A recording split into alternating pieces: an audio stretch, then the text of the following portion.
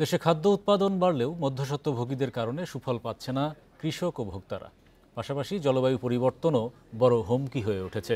বৃহস্পতিবার রাজধানীর কৃষি গবেষণা কাউন্সিল মিলনায়তনে বিশ্ব খাদ্য দিবসের অনুষ্ঠানে এসব কথা বলেন বক্তারা। এ সময় তারা আরও বলেন, বিশ্বায়নের ফলে খাদ্য চাহিদা ও সরবরাহ বেড়েছে, কিন্তু উৎপাদনে সাফল্য আসলেও অনেকে এখনও খাদ্য নিরাপত্তার বাইরে। বাজারের সঙ্গে কৃষকের সরাসরি যোগাযোগ না থাকায় ন্যায্য দাম পায় না, সরবরাহ ব্যবস্থাও সুশৃঙ্খল হচ্ছে না। বক্তারা পরিস্থিতির উন্নয়নে বাজারজাত তদারকির উপর গুরুত্ব দেন। তারা বলেন, জলবায়ু পরিবর্তনজনিত ঝুঁকি মোকাবেলা করে খাদ্য উৎপাদনে আরও জোর দিতে হবে। মার্কেটের সাথে উৎপাদকের সম্পর্কটা একেবারে ইনভিজিবল। মাঝখানে অনেক মিডলম্যান থাকবে, অস্বীকার করার কোনো উপায় নেই, টাকা প্রয়োজন, নাহলে ট্রেড চলবে কীভাবে।